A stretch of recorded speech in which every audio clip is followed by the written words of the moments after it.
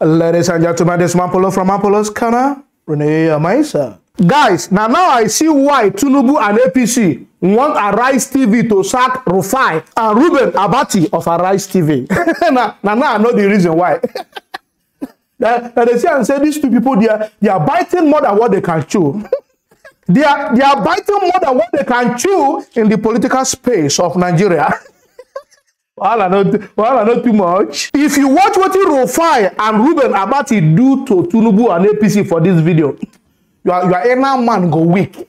Your inner spirit go there weak. He go touch your internal bone marrow. No, I'm not joking, I'm not making it up. Rufai and Reuben and other people when join them. Then finish work here. Then finish work, finish APC. Then finish work, finish Tinubu.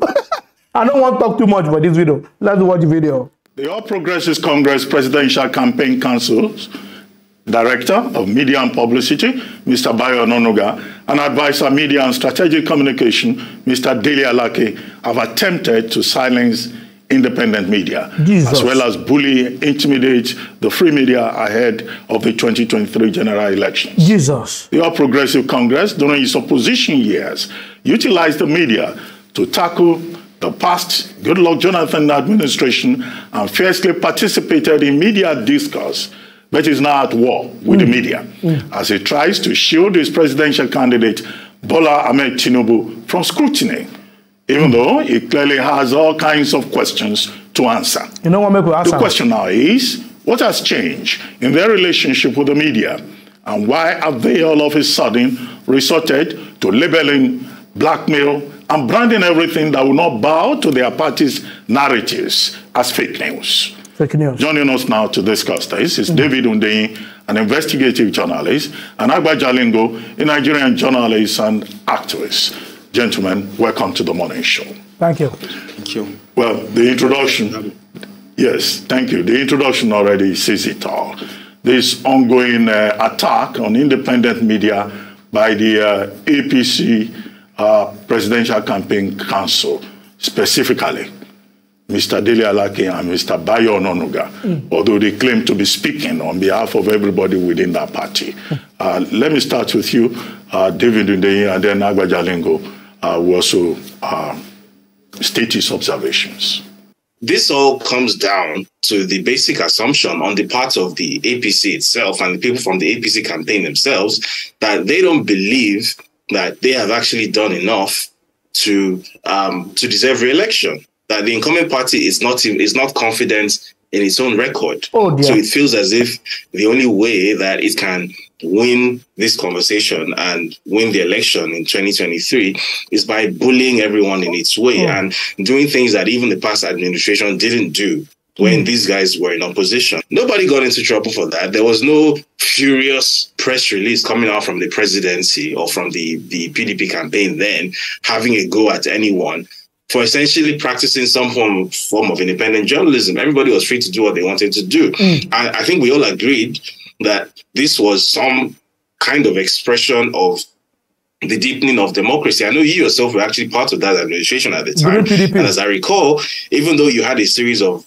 backs and forths with the then opposition, it never got to the point of actually telling them stop doing your job. No, PDP not tell us. Or you trying to dictate to them how they should do their job. Because at the end of the day, journalism is a very subjective thing.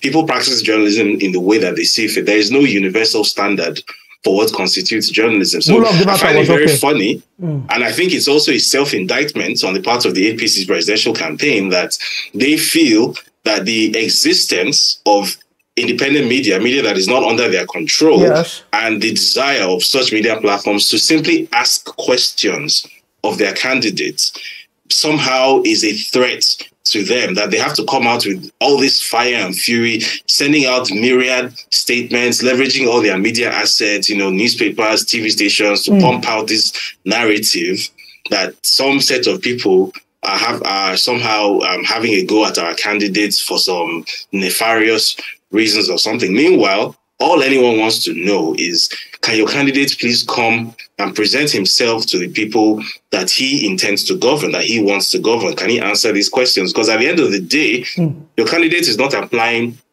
to become the president of the APC or to become the president of Dele Alake and Bayo Ononuga. Your presidency is applying to become the president of Nigeria, which means everyone in Nigeria, including those of us having this conversation.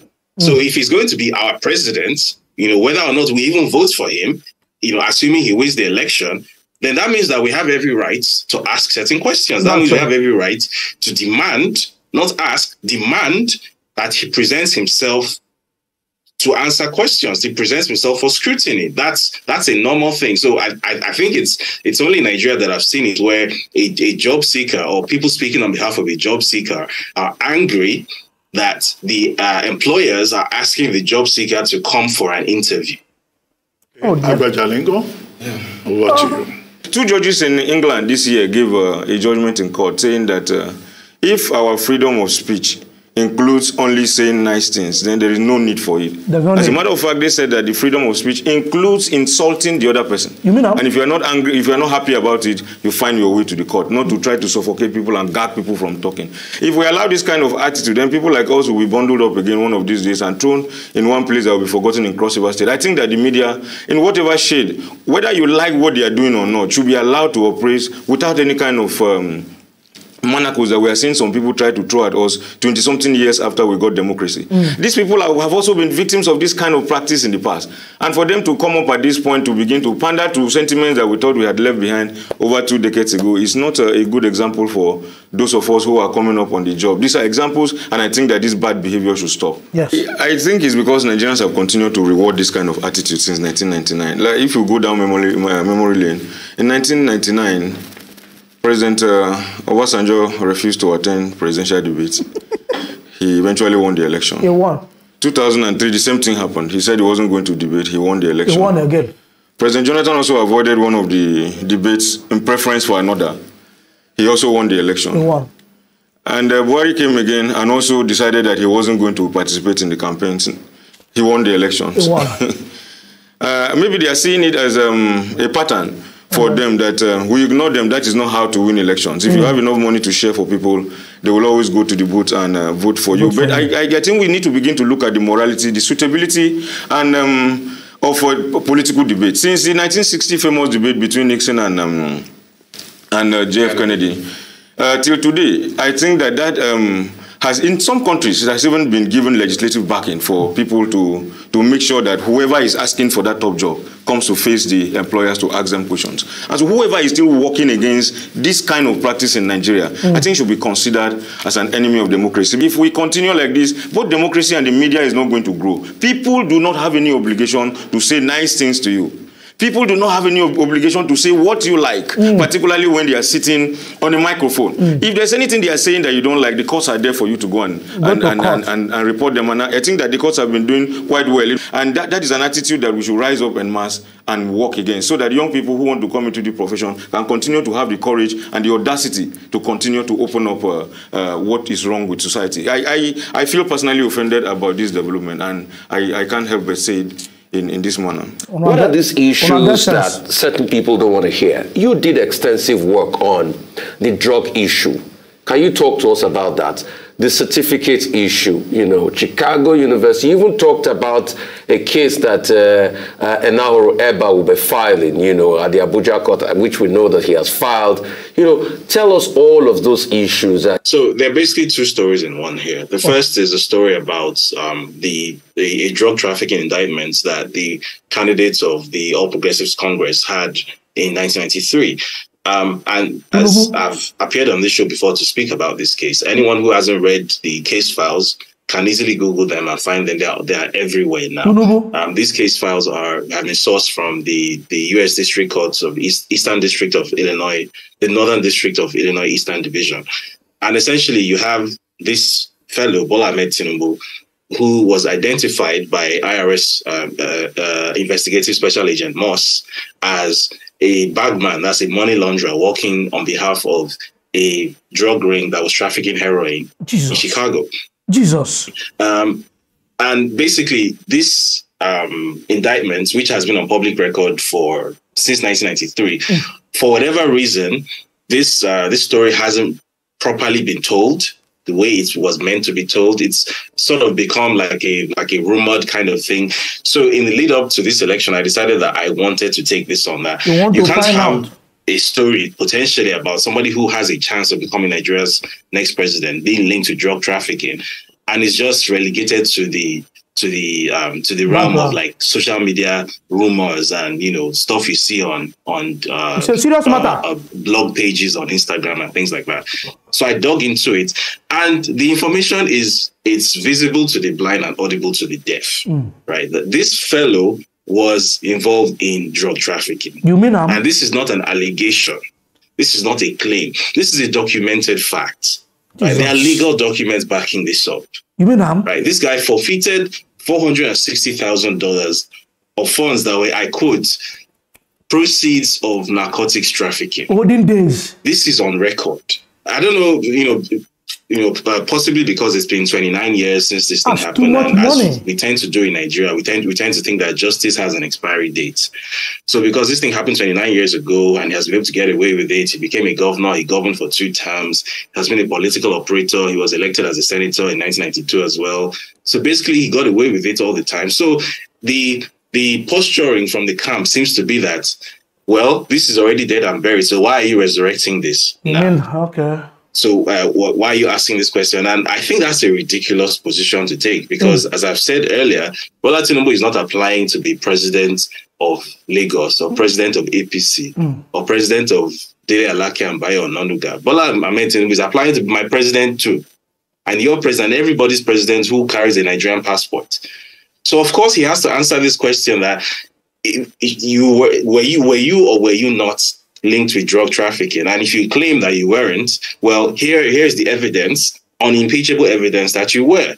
So what do you have to say for that? Obviously, he doesn't want to answer that question. He doesn't want to present himself for that kind of type of question because obviously he doesn't have anything with which to defend himself. He's as guilty as sin. That's very obvious. And then the second story, which I did, which was a separate story, but also linked to that, was a story about perjury.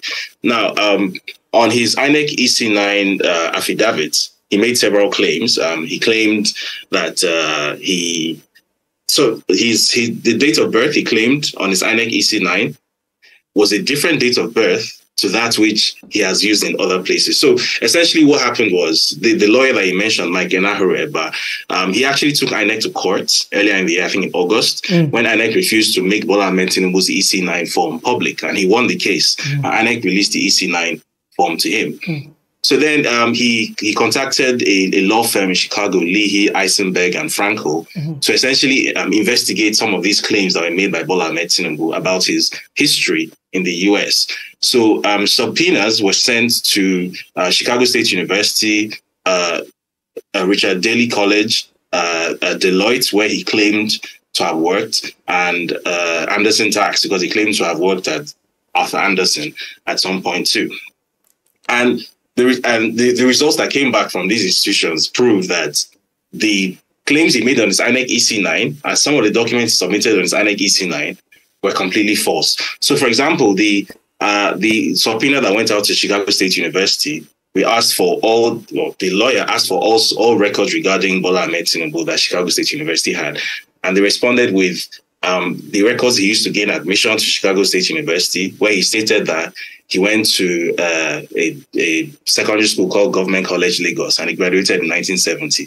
Well, it just so happens that Government College Lagos started in 1974. So clearly he couldn't have graduated in 1970 because it didn't exist. The certificate, the degree certificate that was provided by the university, which was an exact reprint of the original certificate that was issued to a certain Bola A. Tinubu in 1979, was a completely different document to that which is submitted to INEC. Different font, different wording, different signatures, and different dates. And then what, in my opinion, the craziest thing of all was that a very simple, some very 5-minute internet research revealed that this document that he submitted to INEC was sourced from an online forgery service called diplomamakers.com. So literally, if you go to the Pinterest repository of this website, diplomamakers.com, you will literally see a template for a Chicago State University fake degree certificate that is identical to what he submitted to INEC. The same grammatical errors on that certificate were what he submitted to INEC. So essentially, this guy or somebody working for him went to a service that produces fake certificates, diploma-makers.com, right? Got a fake certificate from there and submitted it to INEC. So the question is why? The answer to that may be answered by some of the other records that were obtained from Chicago State University. Now, one of the records that was obtained was a transcript from Richard Daley College, which was used to gain admission. And on that transcript, it was stated that the person known as Bola A. Tinubu that was given admission to Chicago State University, the sex of that person was female. Jesus. So which essentially means that the person parading himself as Bola Ahmed Tinubu today and the person who got admission to Chicago State University as Bola A. Tinubu are in fact not the same person. That person also claimed to have a different nationality. That person claimed to be Black American. Tinubu on his INEC EC9 claimed that he has no nationality except Nigerian. So there are so many questions to answer. There's the basic issue of perjury, which, by the way, is a criminal offense. You can go to jail for that. There's the issue of falsification of documents, forgery. There's the issue of identity theft. There's the issue of non-declaration of supplementary nationality. And then there's the issue of the false claims of having gone to Government College, Lagos, which didn't exist when he came to graduate. And just to quickly close on this, the subpoena that went out to Deloitte, the response that came back simply said, we do not know this person. This person has never worked for us. We have no record here. So if you recall, and let me just quickly close with this, his most recent media appearance, where he was asked, how did you make your money? All of a sudden, he made no reference to Deloitte this time around, which the story has been shopping around for decades. Guys, when I don't see video, when I don't watch them, what do you go make Tinubu and APC no go they disturb Arise TV, made them sack Rufai, made them sack Reuben of Arise. What do you go make them no they pursue, they press them. Make them sack Rufai. Sack Rufai. Rufai is digging into my past. Make them sack Reuben. They are digging into my past. Why they not go do? You people are biting more than what you can do. They want them sacked. When I hear from these gentlemen, then finish work. I have nothing else to talk about this video. Guys, if you love what, don't forget to subscribe to my YouTube channel. Follow me on Facebook and Instagram and Twitter, even on TikTok. All I'm up. Let's go. I love you guys. Peace out.